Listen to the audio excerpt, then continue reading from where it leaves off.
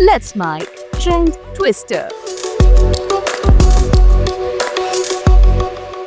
Let's mic trend twister. आइए देखते और सुनते हैं आज क्या वायरल हो रहा है सोशल मीडिया पर। भोजपुरी सुपरस्टार पवन सिंह पर गंभीर आरोप लगे हैं। हरियाणा की आर्टिस्ट अंजलि राघव ने सोशल मीडिया पर एक वीडियो जारी कर पवन सिंह पर बैड टच का आरोप लगाया। ये वीडियो सोशल मीडिया पर वायरल हो रहा है। सारी बात ये थी कि जब इनका सॉन्ग के लिए मेरे पास कॉल आया तो मैंने सारी चीजें क्लियर कर ली थी कि इसमें ऐसा वैसा कॉस्ट्यूम तो नहीं है, कोई डबल मीनिंग लाइन तो नहीं है और इसमें ऐसा वैसा सीन तो नहीं है। और मैं शूट पर गई, शूट पे सब कुछ नॉर्मल था, मुझे कोई प्रॉब्लम नहीं हुई। जब इन्होंने मुझे लखनऊ के इवेंट के लिए बोला तो मैंने हाँ बोल दिया क्योंकि मुझे शूट पर भी कोई प्रॉब्लम नहीं हुई थी। और जब मैं लखनऊ में गई, मैं स्टेज पर थी, मैं पब्लिक से बात कर रही थी, पवन सिंह जी ने मुझे बोला कि इधर कुछ लगा हुआ है। उसे थोड़ी देर पहले ही मेरी ड्रेस वो न्यू थी, साड़ी में नीचे टैग लगा रह गया था, तो मेरे दिमाग में आया कि शायद ब्लाउज का भी टैग लटक रहा होगा।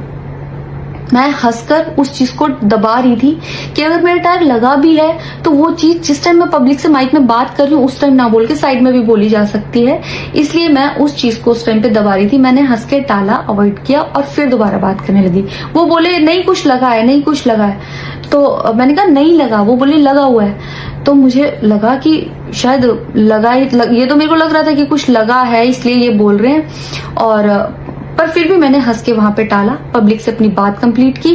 कंप्लीट करने के बाद जब मैं अपने टीम मेंबर से मैंने पूछा साइड में जाके कि कुछ लगा है, क्या लगा है, उन्होंने बोला कुछ भी नहीं लगा था। जब मैंने देखा मेरे सच में कुछ नहीं लगा था, तब मुझे बहुत ज्यादा बुरा लगा, गुस्सा आया और रोना भी आया।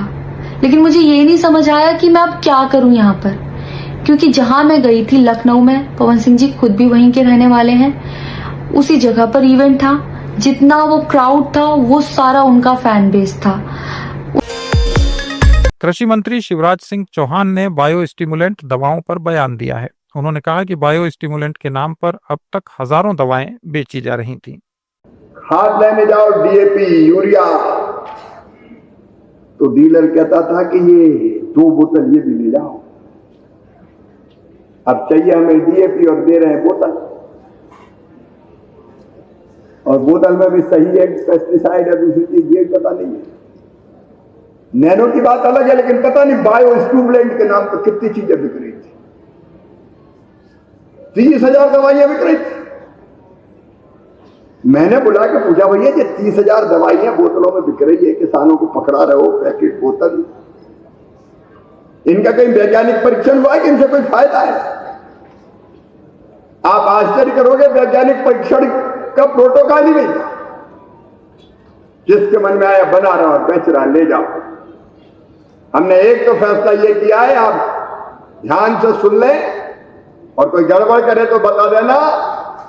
अगर जरूरत डीएपी की है, यूरिया की है, नैनो की है तो वो ही ले जाएंगे, उसके साथ दूसरी बोतल नहीं कोई देगा, और नहीं तो एफआईआर कराना, मैं देखूंगा। ये जबरदस्ती नहीं दे सकते कि इसके साथ ये ले जाओ। कोई दादागिरी है किसी की? किसान की मर्जी, जो चाहे खरीदेगा। और ये मैं बायो स्टिमुलेंट की बात कर रहा था, जब मैं बना कृषि मंत्री पूछा तो बोले नहीं ये नहीं है, तो इनका ये तो बनाओ, चले 1 साल अनुमति दे दो, बनी रखिए और तब तक बना लेंगे, नहीं तो फिर कोई दवाई जाएगी नहीं। हम कहा 1 साल दे दो भैया, 1 साल के बाद पूरा हो गया, चल 1 साल और दे दो। इनका बिल्कुल नहीं।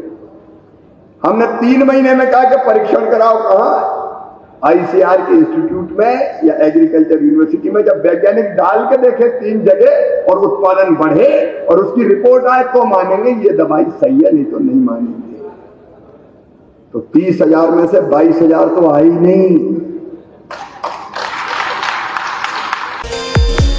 बिहार में एक जनसभा के दौरान प्रधानमंत्री के बारे में अपमानजनक नारे को लेकर हुए विवाद को राजस्थान के पूर्व मुख्यमंत्री अशोक गहलोत ने बेबुनियाद बताया है।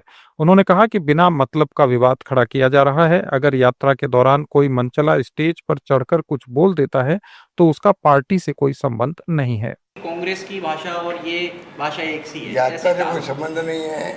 कोई यात्रा निकाले, बीजेपी कांग्रेस कोई भी यात्रा आगे चली जाए और एक मनचला स्टेज पे जाके कोई बोल दे तो उससे क्या मतलब? कांग्रेस से क्या संबंध उसका? बिना मतलब का इश्यू बना रहे हैं। जो घबराए हुए वो लोग। यात्रा में जो रेस्पॉन्स मिला राहुल गांधी को एक्स्ट्रा ऑर्डनरी मिला। तेजस्वी यादव जी दोनों मिलके जो यात्रा निकाली है, तो जो रेस्पॉन्स मिला है वो एक्स्ट्रा ऑर्डनरी है। तो उससे घबरा करके ये अब इस प्रकार की बातें कर रहे हैं। कुछ दम नहीं है। कांग्रेस ने उसको अस्वीकार किया है। हम ऐसे जो लोग पसंद भी नहीं करते और ऐसे आरोपों को हम निंदा करते हैं। राजस्थान की सियासत में एक बार फिर बड़ा बयान सामने आया है। पूर्व मुख्यमंत्री अशोक गहलोत ने हनुमान बेनीवाल और किरोड़ी लाल मीणा का नाम लेते हुए आरोप लगाया कि ये दोनों उनकी सरकार को गिराने में शामिल थे। अब किरोड़ी मीणा जी और हनुमान बेनी दोनों दोस्त थे और हमारी सरकार को गिराने के अंदर ये शामिल थे लोग। हमारी सरकार गिराने में हनुमान बेनीवाल भी था, किरोड़ी मीणा जी भी थे। तो आप सोच सकते हो कि ये दोनों दोस्त थे, हेलीकॉप्टर लेके खूब घूमे राजस्थान के अंदर सरकार बनाने के लिए दोनों। इनका इतिहास पुराना इतिहास है, तो इसलिए इनके बारे में हम क्या बात कर रहे हैं। बीजेपी के लोग कह रहे हैं कि ऐसा ही। बिहार में एथलीट टार्जन के नाम से मशहूर राजा यादव का एक वीडियो सोशल मीडिया पर छाया हुआ है। राजा यादव ने हाल ही में राहुल गांधी से मुलाकात की। उनकी बातचीत का वीडियो वायरल है। मुलाकात के दौरान राजा यादव ने राहुल गांधी को अपनी फिटनेस के बारे में बताया। आप मेरे जिले में आए हैं, बिहार की एनर्जी है सर। क्या है, मैं नर्वस क्यों भाई? टार्जन हो देखिए, क्योंकि मैं अपने बिहार के भविष्य के लिए लड़ता हूँ, अपने यूथ को मोटिवेट करता हूँ। मेरी जो कल्चर है सर, पहलवानी, फिजिकली एक्टिविटी, आजकल के जनरेशन भूलते जा रहा है सर। उसको भूलने की एक ही रीजन है, संसाधन सुविधा न मिले। मेरे दादाजी बहुत अच्छे पहलवान थे, मेरे पिताजी भी नेशनल चैंपियन हैं, लेकिन आखिर में ये हुआ सर कि मेरे पिताजी उस लायक भी नहीं है कि मुझे एक अच्छे ग्राउंड में रख के ट्रेनिंग दे। तो वो सोचते हैं कि भाई मेरा लड़का, मैं पहलवानी किया, मेडल दिया नेशनल में, तो मैं भी भैंस रहा हूँ, गाय भैंस रहा हूँ, खेती कर रहा हूँ, किसी खेत में काम कर रहा हूँ। तो मेरा लड़का पहलवानी करेगा, दौड़ेगा, तो मेरे तरह ही करेगा। नहीं, मैं पापा ने स्पिरिट तो आपको दिया ना सर। क्या है, जो आइडिया है वो तो पापा ने दिया ना। वो तो उन्हीं के बिना तो कुछ होता ही नहीं। नहीं, सब तो वही है सब। मेरा मतलब जो भी है, आज आपके पास आया हूँ तो उन्हीं का देन। लेकिन उनको लगता है, नमस्ते करो, कहाँ है वो पापा, फोन लगाओ। महाराष्ट्र के लातूर से दिल दहला देने वाला वीडियो सामने आया है। भारी बारिश और बाढ़ ने एक किसान की जिंदगी की सारी पूंजी बहा दी। अब वही किसान जिंदगी से हार मानने की जिद कर रहा है। वायरल वीडियो में ये किसान पानी से भरे खेत के बीच बिलखता नजर आ रहा है। उसका कहना है, सब बह गया, अब जी कर क्या करना है।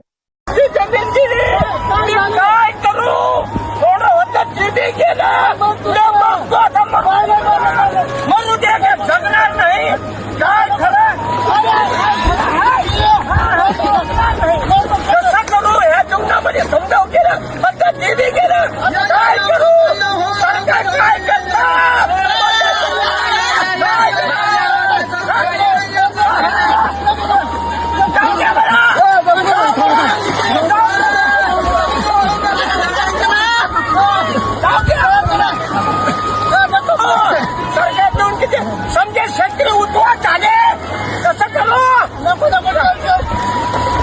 पूर्ण पाणी गेलं, जमीन गेली, वाहून गेले, पीक गेलं, काय करू? काय करतो? करू मरू दे, काय करावं? जगून काय फायदा आहे? शासन किती देऊ देणार आहे? मरायचे मरून जाऊ दे, एक बार लेकरा बाळा खातील, काय करू? नको ना मर, लोक लेकरा बाळाचा बाप आहे, मरून कसं जमन? काय कसं जमन?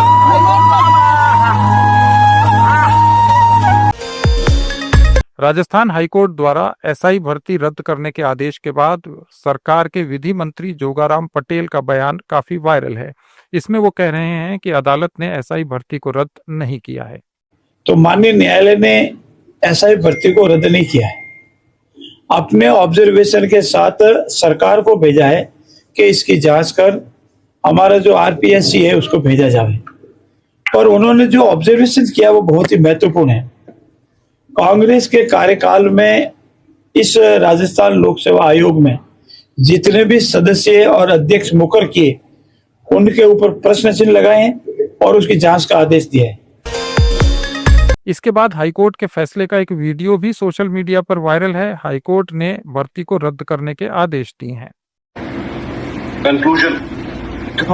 In light of the foregoing discussion, this court deems it absolutely necessary, must and appropriate to cancel the impugned recruitment process of Sub-Inspectors 2021, especially on a cumulative consideration of the following stipulations.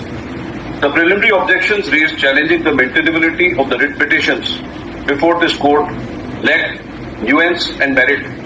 Consequently, this court could not countenance these objections for the detailed reasons discussed above and for the overreaching reason that the list before this court pertained to matter of widespread public importance. Ignoring such issues while exercising jurisdiction under Article 226 of the Constitution of India would precipitate catastrophic effects on the state's machinery, particularly the executive branch of the state, namely the police force. That an in-depth factual inquiry has revealed systematic irregularities in the conduct of the Sub-Inspector Recruitment Examination 2021, which has undermined the integrity of the entire selection process, leaving no plausible chance of segregation of tainted and untainted candidates. The noted systematic irregularities have cracked in the recruitment process, both internally. America ने पहली बार आधिकारिक तौर पर स्वीकार किया है कि उसने रूस में लॉन्ग रेंज स्ट्राइक को गाइड किया है। नाटो में यूएस एम्बेसडर वाइटकर के इस बयान ने अंतर्राष्ट्रीय राजनीति में हलचल मचा दी है। Well, quite frankly, it's all different. First of all, those weapons, the U.S. weapons that are now being used on the front lines of the war in Ukraine are not being paid for by the U.S. taxpayers. So that's the first thing. The second thing is that we are talking with the Russians. That was not happening during the Biden administration. And finally, we're giving some deeper strike capabilities, and most likely the Ukrainians are going to use them. And that obviously is much different than what Joe Biden did. So उधर रूस और Ukraine के बीच जंग जारी है।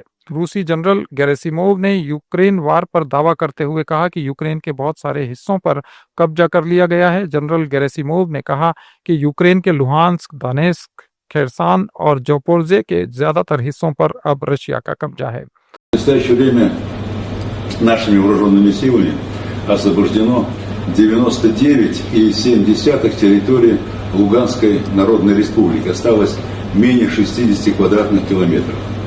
79% территории Донецкой Народной Республики под контролем российских войск находится 74% Запорожской и 76% Херсонской областей.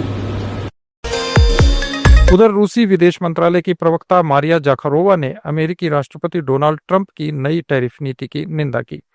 उन्होंने कहा कि इससे सिर्फ अमेरिका ही नहीं बल्कि वैश्विक अर्थव्यवस्था को भी जोखिम हो सकता है। उन्होंने आगाह किया कि ये नीति विश्व अर्थव्यवस्था को नुकसान पहुंचाएगी।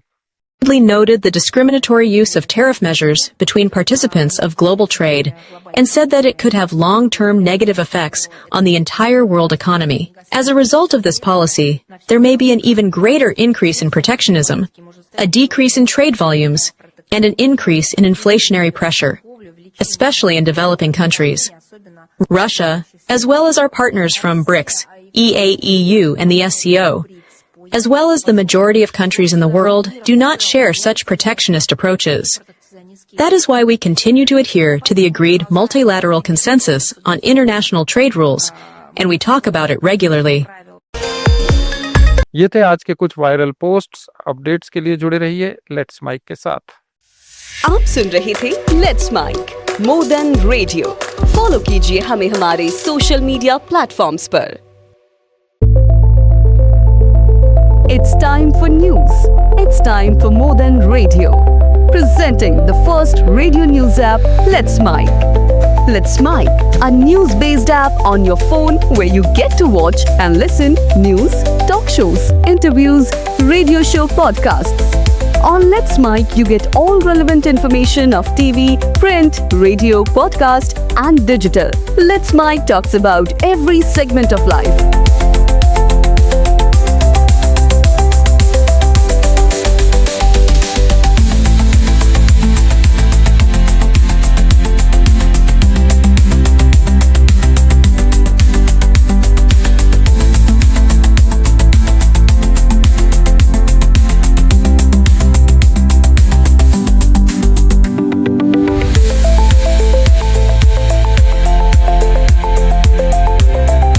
Let's Let's Mic is not just a revolutionary idea. Download the app now from Play Store.